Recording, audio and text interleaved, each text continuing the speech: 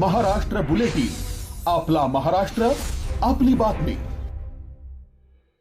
सतत होत असलेली पेट्रोल, डिझेल आणि गॅसची दरवाढ तसेच कृत्रिम टंचाईमुळे सर्वसामान्य जनता होरपळून निघालीय. या महागाई विरोधात काँग्रेस आक्रमक झाली असून चांदवडमध्ये मोदी सरकारच्या विरोधात अनोखं मेलडी आंदोलन करण्यात आलं. केंद्र सरकार महागाईवर नियंत्रण मिळवण्यात पूर्णपणे अपयशी ठरल्याचा आरोप करत चांदवड तालुका व शहर काँग्रेस कमिटीने चांदवड चौफुलीवर तीव्र आंदोलन छेडले. आंदोलकांनी स्थानिक पेट्रोल पंपावर धडक देत केंद्र सरकार आणि पंतप्रधान नरेंद्र मोदी यांच्या विरोधात जोरदार घोषणाबाजी केली आणि परिसर दणाणून सोडला.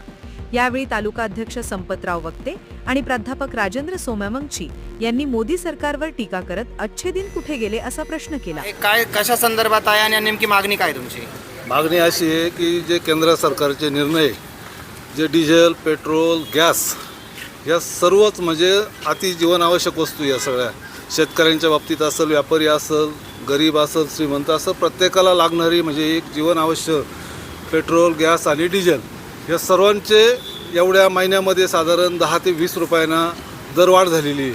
म्हणजे आजचा भाव आणि 2014ला ज्या टायमाला काँग्रेस सरकार होतं त्या टायमाला $142 बॅरलची किंमत असताना 57-58 रुपये डिझेलचे भाव होते आणि आता 100च्या आत बॅरलची किंमत असताना सुद्धा 100 पार करून गेलं आहे डिझेल. पेट्रोल 100च्या पुढे, गॅससुद्धा रात्रीच 30 रुपयांनी वाढला.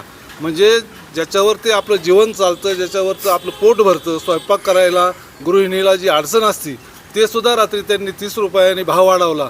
म्हणजे जे मनमानी कारभार, ज्यांना काही समजत नाही असे माणसं खऱ्या अर्थानं ह्या सरकारमध्ये बसलेली आणि त्याच्यामुळं सर्वसाधारण, सर्व लहान मोठा सर्व वर्गाला याचा फार मोठा त्रास होतो आहे.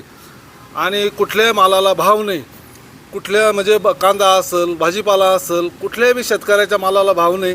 आणि इतर जर पाहिलं तर डिझेल, पेट्रोल पाहिलं तर गगनाला त्याचे भाव वाढले. आणि म्हणून ह्या केंद्र सरकारचा असेल, राज्य सरकारचा असेल तर आमच्या खऱ्या अर्थानं त्यांचा निषेध करून आणि ही दरवाढ त्वरित रद्द झाली पाहिजे. अन्यथा अजून आम्ही मोठं आंदोलन छेडण्याच्या विचारात आहे जर दरवाढ रद्द नाही झाली तर. जागतिक पातळीवर युद्धजन्य परिस्थिती असल्या कारणाने या ठिकाणी डिझेलचा तुटवडा आहे असं सरकार म्हणतं. अगदी बरोबर आहे. या युद्धाचं कारण या भाववाढीसाठी दिलं जातं, परंतु हे जे कारण आहे हे अतिशय चुकीचं आणि खोटं कारण आहे. त्याचं कारणच असं, उदाहरण द्यायचं झालं तर बाकी 4 राज्याच्या निवडणुका चालू होत्या तेव्हा युद्ध चालू नव्हतं का? तेव्हा का भाववाढ झाली नाही? ह्या 4 राज्याच्या निवडणुका झाल्या आणि त्यानंतर भाव वाढवण्यात आले. दुसरी गोष्ट अशी की आता रशिया आपल्या देशाला तेल द्यायला तयार आहे. ते जर आणलं तर त्याचं ही भाववाढ आहे ती कमी होऊ शकते. परंतु ट्रम्पच्या दबावामुळे रशियाकडनं स्वस्त दरात मिळणारं तेल जे आहे ते आपला देश आणत नाही आणि हे ह्या भाववाढीवरचं महत्त्वाचं कारण आहे. आम्हाला म्हणायचं असं आहे की ज्या वेळेस या कच्च्या तेलाचे भाव कमी होते त्यावेळेस या तेल कंपन्यांनी, या सरकारने भरपूर नफा कमावला. आता तेल कंपन्यांचे समजा कच्च्या तेलाचे भाव वाढले असतील, आता सरकारने त्याच्यावरचा टॅक्स राज्य सरकार आणि केंद्र सरकारनं कमी करावा आणि लोकांना स्वस्त दरात डिझेल, पेट्रोल द्यावं हीच आमची विनंती आहे. तसं न झाल्यास याच्यापेक्षा तीव्र आंदोलन काँग्रेस उभं करील हेच या प्रसंगी सांगतो. धन्यवाद.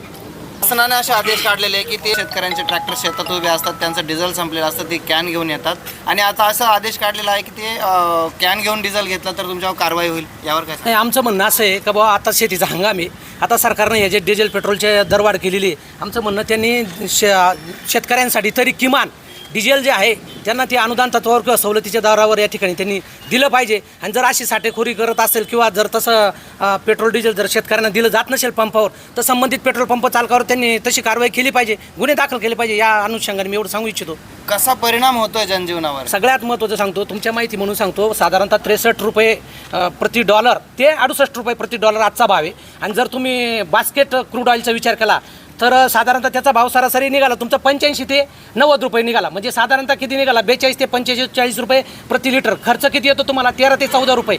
म्हणजे साधारणतः तुमचं 50-55 रुपयात पूर्ण तेल आजही तयार होतं बरं का. ही वस्तुस्थिती आहे. त्यांनी आंतरराष्ट्रीय लेवलचा आणि मार्केटचा विचार करावा. हे काय भावाला विकू राहिले 110-15. मग जर कोरोनामध्ये तुमचा मायनस तुमचा 25-30-35 रुपये बॅरल, म्हणजे एका बॅरलमध्ये 159 लिटर असतं. मग अशी जर परिस्थिती आहे तर एक विचार करा की बुवा हे किती पद्धतीनं सरकार कशा पद्धतीनं लूट करतं. या ट्रम्पचं हा मोदी बाबा का ऐकतो, त्यांच्या अंडर प्रेशरमध्ये का जातो. मग हे सगळं धोरण या ठिकाणी केंद्र सरकारनं लक्षात घेतलं पाहिजे. आणि हे जर तसं झालं नाही तर जनतेमध्ये असंतोष, आम्ही रोडवर उतरल्याशिवाय गावागावात जाऊन जनजागृती केल्याशिवाय राहणार नाही आणि तीव्र स्वरूपाला या केंद्र सरकारला या ठिकाणी सामोरं रोषाला जावं लागणार. एवढंच मी या ठिकाणी सांगू इच्छितो. या आंदोलनात काँग्रेस कार्यकर्त्यांनी पेट्रोल भरण्यासाठी आलेल्या नागरिकांना मेल्डी चॉकलेटचे वाटप केले. मेल्डी इतनी चॉकलेटी चूँ है या धर्तीवर केंद्र सरकारच्या अच्छे दिनच्या दाव्याची उपरोधिक पाठराखण करण्यासाठी ही अनोखी गांधीगिरी करण्यात आली.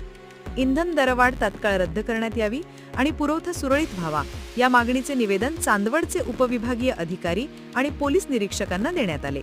या आक्रमक आंदोलनात तालुका अध्यक्ष संपतराव वक्ते, शहर अध्यक्ष ॲडव्होकेट अनवर पठाण, प्राध्यापक राजेंद्र सोमवंशी, भीमराव जेजुरे, ॲडव्होकेट विनायकराव घुले यांच्यासह सेवा दल, ओबीसी, अनुसूचित जमाती आणि अल्पसंख्याक विभागाचे सर्वच प्रमुख पदाधिकारी आणि कार्यकर्ते मोठ्या संख्येने रस्त्यावर उतरले होते.